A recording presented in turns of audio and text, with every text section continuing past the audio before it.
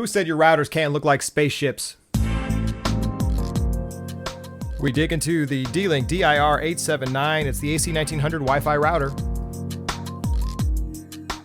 Welcome everybody to Spike Studio product review. A quick look at a new D-Link router. This is the 879. It looks kind of like this, which we'll talk about. Let's look in the box. Let's look up close. Let's do a setup screen, talk about some issues with it, and then come back for the overall opinion. So we're up close. We want to take a look inside the box for the AC1900, the D-Link. I tell you what, it's very sleek, very cool looking, and when we open it up, you'll see why.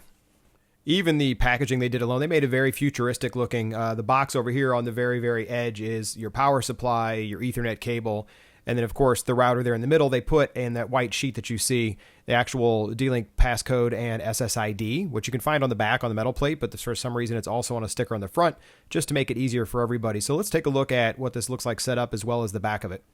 So it is a lot oranger without the direct lights on it for the studio. It does have a quick start guide that comes with it. One of the interesting parts is these foldable antennas. This is just for storage. They want you to have these out at this degree and angle. It actually says that in the instruction book. But the back is where we need to take a quick look for some of the features they put on. What you'll notice on this part, of course, the power button, as well as where you put in the power supply. But that little bitty switch, that router extender switch, most of them you have to go into the admin screens to throw this into some other mode than the router mode. If you want to put an extender or repeater, whatever you want to do. They built this in to say extender. Now, the caveat was, in the instruction book that's laying down there below, it says available in 2016.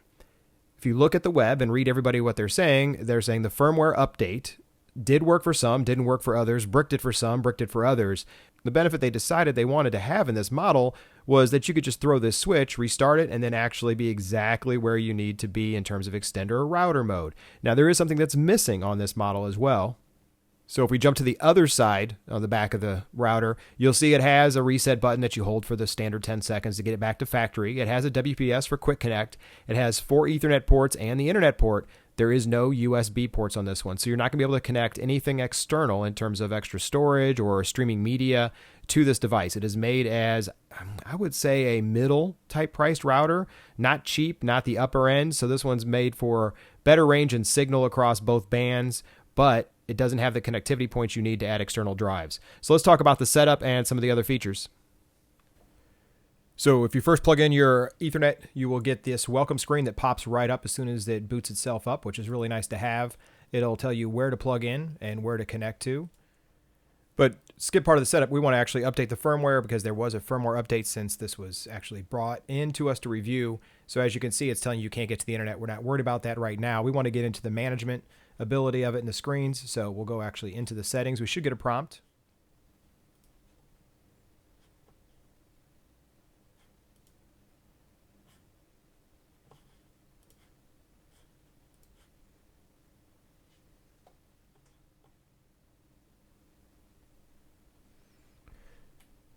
We finished the firmware upgrade. You can now see it's running the new May upgrade. This should allow us to enable the extender switch and it work sufficiently, as we could see.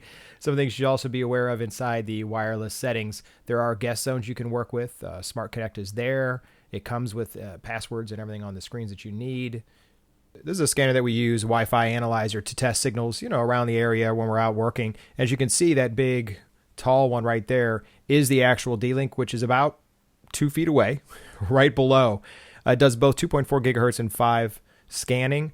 What I've noticed and people complaining about is loss of signal and drops is every so often, this thing will just vanish while the other ones stay there. So you can see them, go up and down a little bit live here on the screen. But just a moment ago, and it's hard to capture sometimes, this D-Link will just vanish off the screen even though we're, a good 2 feet away. So it's really confusing to me, even with the firmware update that we just did, why this thing just vanishes in there and why it gets dips and everything else. Now, I did find as I move further away, one thing the D-Link does is it tries to adjust which signal you're on based upon strength to give you better quality. It even says it does that.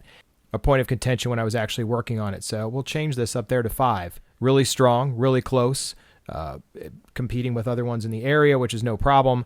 I'm hoping to catch it one more time before we go of the actual disappearance, but I only seen it so far 1 or 2 times, and it's hard to capture and let this thing just run forever. Just something you should be aware of. Welcome back up top. We're not going to beat a dead horse here on this one. We really like the router. It is kind of cool. I like the way it looks. Space age. It does light up on the front and a nice orange. So at night, be prepared for that. There's an orange glow that's on there. We talked about the back and the ports. There's no USB on this one, the weird antenna shapes. One thing we didn't talk about, because we're looking straight down, which is hard to do, is the way the darn thing sits. So if you can see underneath right there, it sits. This is how it sits. This is the flat. It's really weird the way the back sits up, kind of like a spaceship, like I said. I mean, I guess you could do it like this, except this feels like, cooling vents. So it does sit at a weird angle, so be prepared for that. I don't know why they did it like that. You do want to keep these up for better range, it says. This is just for storage purposes.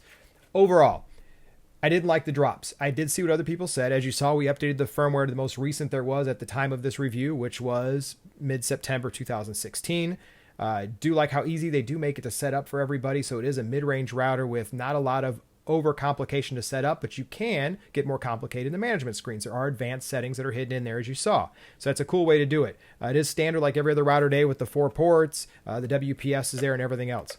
I do like it. I hope the firmware fixes some of the issues that they have with it. I do like how it switches between 2.4 and 5 necessarily sometimes. Why I say that is because if you get to that edge of range for some reason, it'll auto switch you, which then adds polling to your devices, which then of course can kill battery and also show signal drop. So overall, if you're going to keep this in an area, and I did test an extender, by the way, and it did work. So the extender range is cool. It's much easier to set up than a lot of other ones when you need to just extend your Wi-Fi or network range somewhere else. So to them, to D-Link, pretty good. Upper middle of the road, nice. Upper middle of the road price, which matches. If they can fix the drops in the firmware, that would be awesome. One of the only ones I've ever seen with that switch on the back to let you flip between modes, which is incredibly good, which keeps their ratings higher with us. Otherwise, another product review from Spike Studio, and we'll put this into play. If anything changes, we will come back and update the review in the text, as well as if the new firmware fixes the issue of the drops, we'll come back and update that as well. Thanks again.